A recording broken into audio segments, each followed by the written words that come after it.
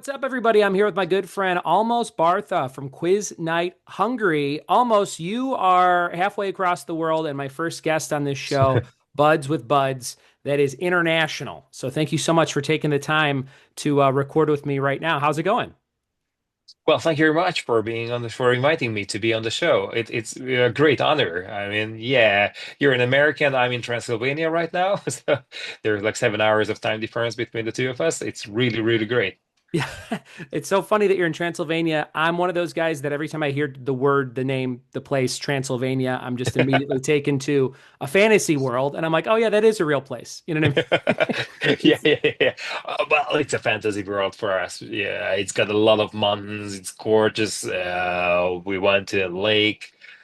We are right now at the lake, so behind me you could see a lake if it wasn't dark, but as I yeah. told you, it's like 10 p.m. already here. Oh my gosh, it's almost we're getting into the wee hours of the night. Now, is Yeah, Transylvania a place that is spookier in any way, or is that all myth?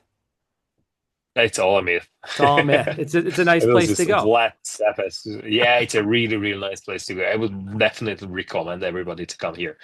That's very, very cool. And are you a guy that believes that there may be vampires, or there's no way ever there could be a vampire walking around?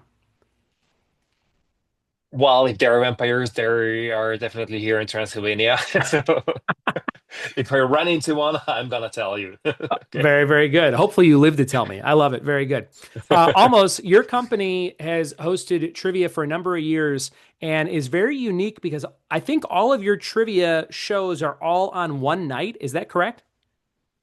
Exactly, exactly. We do a championship. It's international in a sense because we are present in four different countries, and we all do everything in one night and at the same hour, mostly. There is That just is a couple of wild. differences. You and I have talked a Yes, couple of times over email and once on Zoom like this before. This is our first time recording it, but can you tell listeners what that's like? How many nights are running simultaneously? How many locations? How many hosts? How many countries? Because it was fascinating the last time we chatted about it. yeah, we started doing that because I believe if you do a championship and you want to compare the results and you want to do everything together, you have to do it at the same time because otherwise there is going to be cheating.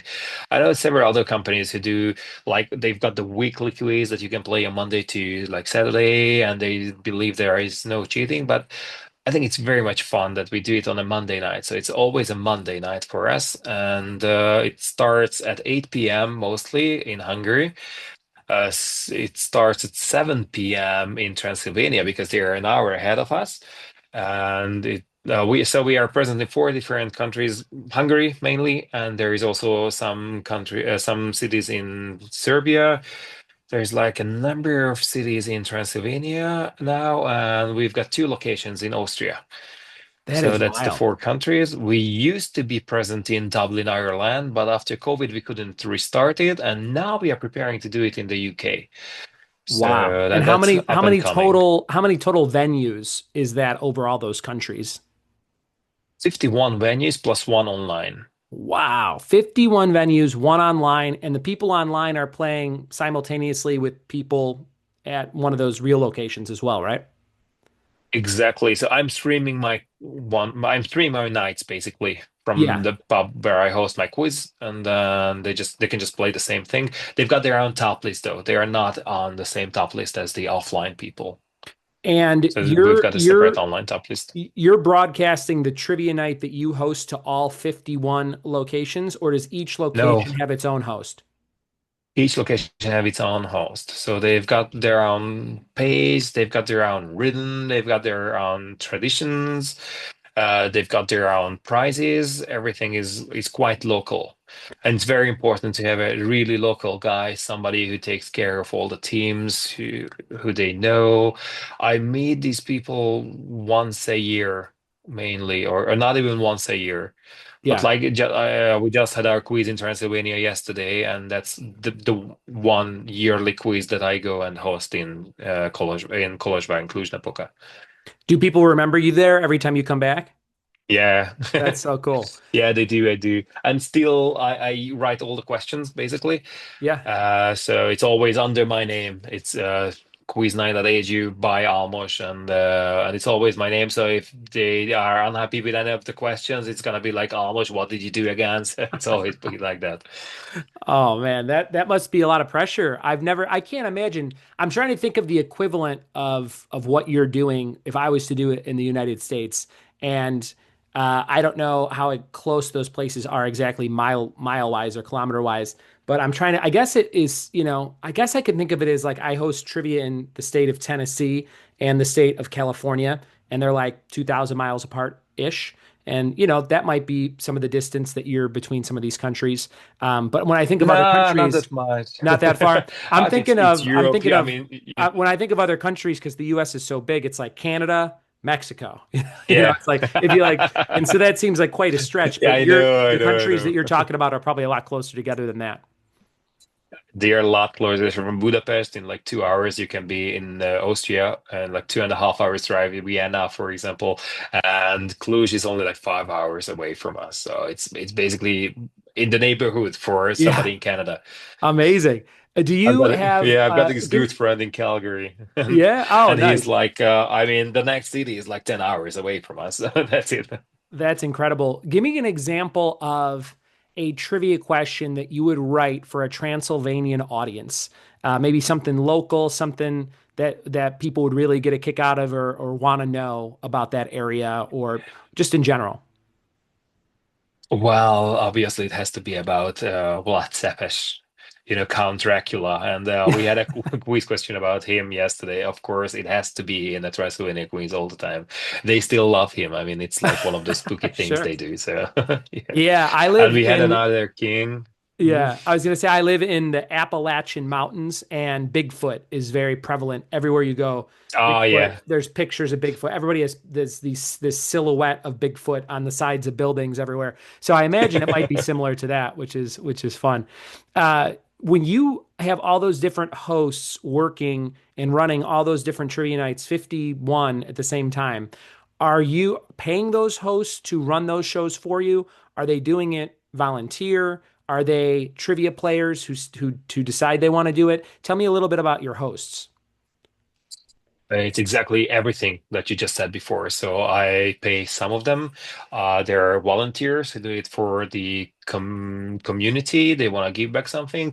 It's very often that they used to be quiz players who decided that their teams, I mean, it happens to everybody in their 30s that the team is just scrabbled away because they Yeah. moved away, they had kids, the other team, they couldn't make it, and they want to keep on doing that, and they want to start doing their own they want to join me as a host. It's one of the best hosts that you can come up with because they know what they want in a quiz, they know how it's good in a quiz, they know that it's a community event. You have to manage the people, you have to manage the teams. It's a really good combination. So yeah, sometimes the bar owners are the trivia hosts too. They Oh, want to okay. be involved in a different role. I mean, they don't just want their round bar, they want to be a host too, and they want to build a community. And those bar venues, they're paying you to put on this show to provide this service. Or I think you had once told me before the players also pay to play, right? It's also a mix, exactly. Yeah. Yeah. The teams can register for a fee Uh-huh. and they pay me. Some of the teams don't do that. It depends on, some of the areas that we work in. They're rather poor areas and they can afford, and I'm happy with that. And it's really, really good that I can give back something to the community. And yeah, the venues pay me for a little bit of a fee. And So so it's those always a those win-win-win. yeah, those venues that you have where they're in lesser earning communities, those people are just they're coming out to a bar to play trivia. Sorry, I got some loud gardening stuff going on outside. It sounds like next door. But they're coming to play trivia and they are you're providing that service just totally free. Like at how many places of your 50 do you do it totally free? I would say it's like 10, maybe Okay. 10 So like tops. 20. And Yeah. some of those places only have like a couple teams. So Mhm. it really is, you either provide it for free or it's gone. And are those places that are reaching out to you going, hey, we really want to do a trivia night. We can't afford it. Our patrons can't really afford it, but we want to have a trivia night. And you're just going, yeah, I can help out with that. Is that kind of the scenario? Yeah, I used to do that. Yeah, I used to do that. I wouldn't be that open anymore. Yeah. I've got two kids now, and when I started the whole thing, I was like 21 years old, and it's a whole different world now. Yeah, I remember you and I roughly the same age, if I'm not mistaken. And Yeah. I guess that would be the equivalent. When I first started out, I would just go to venues that I really liked and I would kind of pitch Hmm? them the idea, but I would always hang out a couple times, have some drinks, get to know them. And then I would say, hey, I can do this thing. And I wouldn't even give them a chance to say yes or no. I would usually just have like a speaker and I'd go, hey, I'm going to go set up here and just do a couple rounds of trivia so you can see what it's like. And they go, oh, okay, knock yourself out. And then all the people there, I would joke with them and do crowd work and get to know the clientele there. And then a couple weeks later, the venue would go, hey, can you do like a full trivia night? Because that was, people keep talking about it. I found that it really takes one person to tell a venue, hey, you should get a trivia night going. Or, hey, a couple of us would want to play trivia and they're down to try it. It's like, if, especially if it's a new place, they want people to come in. And if they have one of those attractions, like a trivia night or a bingo night or a game show night or a karaoke night, they're kind of down to try it. And I agree. When I first started out, I was doing a lot of stuff for free and Hmm? setting up and hoping that it would work out. And I'm a little bit. I still do a lot of charity kind of shows or shows at Yeah, churches and yeah, things yeah. like that. But I don't know if there's any. There's no venues we do on a weekly basis that don't pay us for the services, but that's very unique to your situation. That's very cool that you do that. That's about 20% of your 50 nights. A good Yeah, fifth something like fifth of your that. crowd. Yeah. Yeah, but we are still in the beginning of the whole thing. I mean, I was the first one who started trivia nights in Hungary, and nobody heard about that. And it was very difficult to find new places. Yeah. Seriously, nobody believed you that you could Yeah. get people here on a Monday night, and they would be here, and they would drink their beers, they would dine there, and they would come back the next week, and they didn't believe me in Yeah. the first place. And now, 17 years later, it's starting to be something of a lot easier. And they are reaching out to me that, hey, we want to do that too. Can we join your championship, or can we do something together? That's really, really cool. How did you become such a fan of, were you a trivia player or I guess there was nowhere to play in Hungary, right? Yeah, but I went to school in Shanghai. I did 1 year of Got it. Chinese in Shanghai, and I ran into this guy from Kansas who had his own bar set up in Shanghai, and he had trivia nights. And I had such a diverse classroom that I invited my friend from Mauritius, from Canada, from India, from Germany, and we had an amazing event, and we won many of the trivia nights, and it was really, really a lot of fun. That's really cool. And I So was like, we yeah. should do something like that. We should join trivia nights. And there was no trivia nights. So I was like, ah, yeah, I'm kind of bored in college. Let's do Yeah. something. They say the best ideas are you don't it's not a lot of people think I got to go invent something new. I got to make a car that flies or something new. But a lot of success from people like you and I is you take something that you like and you go, I'm going to bring it to people that don't have that thing. So, for example, you took a trivia night that you loved in college and you said, I'm going to start my own trivia night at a place where there are no trivia nights. And then you build and build and build. And so I played a lot of trivia nights around California, around Chicagoland, and I was Mhm. always like, these aren't that great. I'm like, if I ran a trivia night, I would make them like Yeah. this, and this. And once I started to do it myself, all the compliments I got were, I like how your trivia night is like this and not like that. And because I listened to a lot of those critiques early on, I knew that I had something that could stand out in the world of trivia in my area. So Mhm. I never in a million years thought that this is what I would be doing for a living, but it is a ton of fun, and I get to host trivia, at a senior center for elderly people, and those questions are That's lovely. very aimed at older folks, and then I get to host trivia at my kid's school for a fundraiser, and Mhm. that's all stuff that I have to actually look up because I don't know what kids really like. Like Yeah. I'm like, I'm trying to imagine. I'm like, is it Disney, Marvel, and Star Wars? Like that's what everyone liked when I was a kid. But now that we have all this internet culture with YouTube and influencers and Oh things, and now yeah. my kids repeat things, and I'm like, where did you hear that? They're like, oh, everyone's talking about it at school. And so I have to like research what like fourth and fifth graders are into. So that's a whole world. And then you have the whole night of people at bars and corporate team building and things like that. Do you do a lot of private events?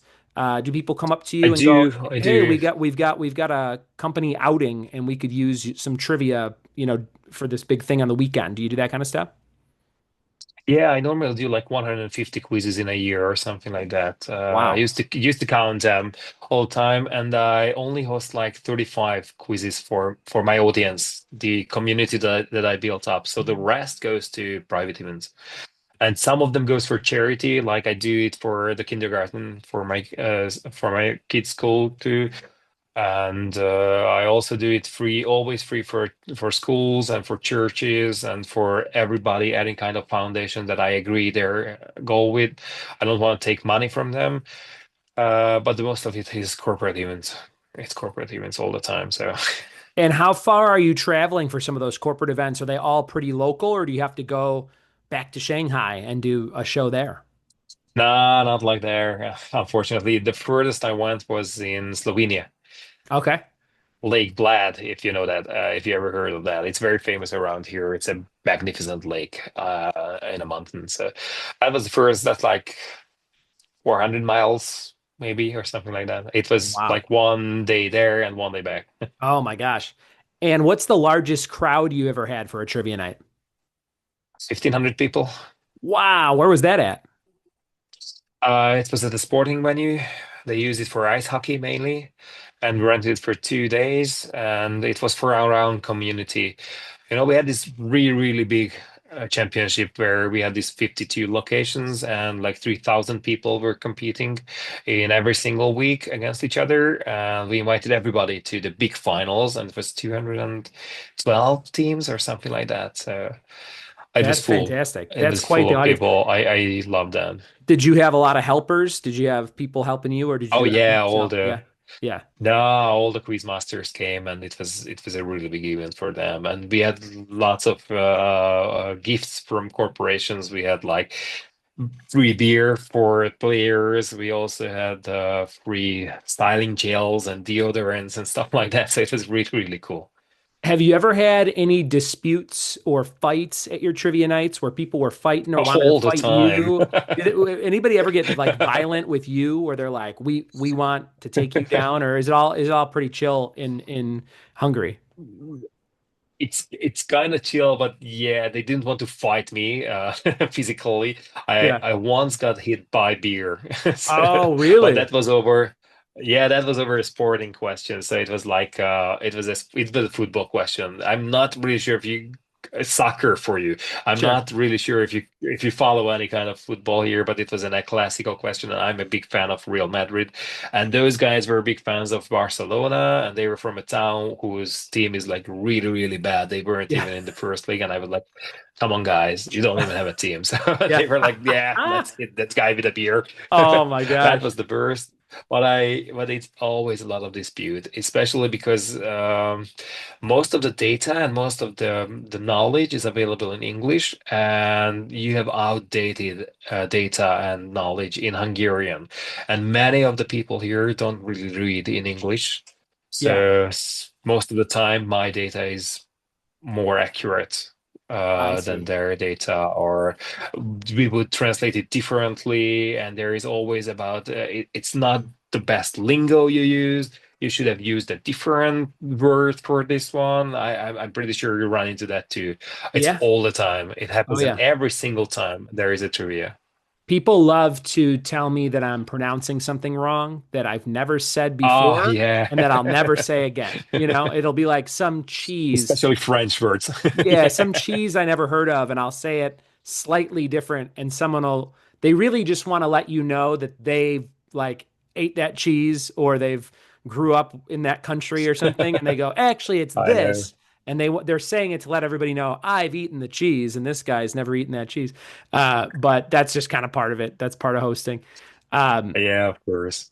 Do you listen to a lot of trivia podcasts, or do you watch a lot of trivia content on YouTube, or do you do so much of it yourself that you don't want any part of that?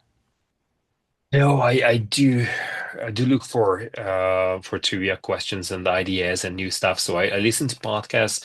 I read a lot of the trivia books. I buy all the trivia books that there are, mostly on Kindle, and I read them and I research them. So I do that in English. So I want to put it back into Hungarians if there is a new idea that we haven't done yet. So that's what we do. On YouTube, I don't really do. Can you recommend any good YouTube shows that you would watch? Um, I do the big ones, like I do watch like Only Connect from the UK sure. and 1% Show or something like that. But that's a different thing. I think that's a different league. Usually when I'm watching something on YouTube, it's just like a very specific thing that I searched. It's not like a show that I watch all the time, like a TV show or Oh something, yeah. or a podcast I listen to. I'll search something very specific, like Goofy and Mickey Mouse trivia. And then Oh I yeah, go down a yeah. rabbit hole where I find somebody who's the biggest Goofy and Mickey Mouse trivia fan, and they've created a whole channel about it. And then I'm sitting there for an hour and I'm like, oh, I just learned all this weird stuff that I'm going to turn into Oh questions, yeah, just I like do you that. said. Yeah. I Yeah. do that. But When I you're, really like your podcast too. So oh, yeah, yeah, you yeah. inspire Thanks. me. Yeah. Oh, So thanks thanks, for man. that. Yeah, thank you, thank you. When you're hosting these trivia nights, are you projecting the images onto a screen of any kind, or is it all verbal? No, it's projection from like the third quiz I did. Oh, The yeah. first one I did is in a PowerPoint too, but I couldn't project it. I had an iPod, I think. Uh-huh. It wasn't an iPad, it was 2009. It was an iPod Touch. Oh, Yeah, and yeah, I yeah. read it from there, but then on the second night there was just the place was packed already, and the third one I was like I have to set it up. So Yeah, from yeah. day on, from like day three, we started doing the presentation. So it's always PowerPoint and slideshows and images, a lot of images, a lot of audio, a lot of videos and everything. It has to be there. That's very, very cool. What is next for your company? And are you trying to, if you have 51 trivia nights right now, are you trying to get to 102 trivia nights, or do you have a good balance? What's kind of next for quizzing in Hungary? Well, I wanna go international. That's my next biggest goal. I want to Uh-huh. start a Central European League in English. You know, we are already present in many of the other countries, and I want to do that in English. We only host quizzes in Hungarian so far, Yeah, but it's very difficult to have something set up because many of the expats only spend like half a year or 1 year here, so it's not very easy to build a community around that. sure. But many people moved here, and if you want to do trivia in Prague or you want to do that in Krakow or in Bucharest or in Cluj, I want to do something like that. It's very difficult because, as you can tell, the best trivia nights are the ones from the people who are local, who grew up Yeah, there, who speak the lingo, who were there. I don't know, who had this experience when they were kids, and you can build on that if you want to go international. sure. So that's something in the next 1 or 2 years. That's fantastic. And when you're doing the live stream where people are playing online, what kind of software are you using? Is that just like a Zoom call like this, or what are you using to broadcast that? I broadcast it on YouTube and they use CrowdPer for the answers. Oh, And that's how we met, actually. I found yeah. you on CrowdPer site. So I love that. I love that software. It's a game changer for me. I only Yeah. found them in January. So I was like, I actually emailed them that, hey, man, I want to do marketing for you here because Yeah. everybody uses Kahoot and all these other, and Yeah. you're like far superior. You're like 1,000 years ahead of those softwares. So Yeah, yeah, I yeah, love I that. agree. As soon as I started using CrowdPer in 2020, I was so blown away by everything it could do. I was like, everybody should be using this. This is sort of the be all end all. And like you said, it's like Kahoot for trivia players, and you can run tournaments, and everything happens in real time, and you can see it on your device. Yes. With Kahoot, you have to look at a screen and use your device as a buzzer, No, I believe. no, And with and CrowdPer, everything's right there, so that's really cool. Yeah, and with CrowdPer, it really feels like that somebody is building this software who actually knows how to do trivia nights, who is Yeah. not just behind a computer and clicking the button, but he Yep. who used to be a trivia night host or something like that. So 100%. Yeah. yeah, they're Shout out to Ross from CrowdPer, good friend of mine. And I think you've probably messaged with him. I think I sent him your name and said you got to check out my friend Almos. oh, thank you. He's awesome. Well, that's great. I appreciate your time today, my friend, and thank you for talking with me. And thanks for taking time out of a business trip at 10 p.m. in Hungary to chat with me. And anything else you want to promote? Why don't you tell people about your website and anything you got coming up? Well, not for your audience. I mean, you're in America, but it's really, really interesting. So anybody who wants to exchange questions or share formats, I think my format is quite unique too, because I could see we do exchange formats. You've got like 5 rounds of 10 questions. Yeah, If I remember correctly, yes. yeah. It's quite common around here too. Do you correct your answer sheets or do you give it out to teams to correct each other's? I correct them all, or the host. One of my hosts corrects them. I Oh have yeah, done of that the thing where course. the when I'm trying to do something really quick, sometimes I'll have them correct it, or if it's a smaller group, sometimes. But usually they're pretty competitive, and they want to turn it in, and they want it corrected like a teacher would, mark it off, and then I show the scores after every round. So yeah, very similar. Yeah, my one, I we only have 3 rounds. The Mhm. first round is 25 questions. The second round is a lightning round. I nowadays play it on Crowdper, Uh, and it's only 13 questions, and it's like the buzzer, for the free pitcher or something like that. It's a smaller prize, and then the second round of the big quiz is another like 20 questions, yeah, and I always have the teams correct each other's. And that's how I can manage with the 350 people at once or 400 people, and I can do it alone. I don't need yeah. any help to do that. Wow. And we also have this website where they can upload the pictures of their answer sheets, and I get the top list all the time immediately.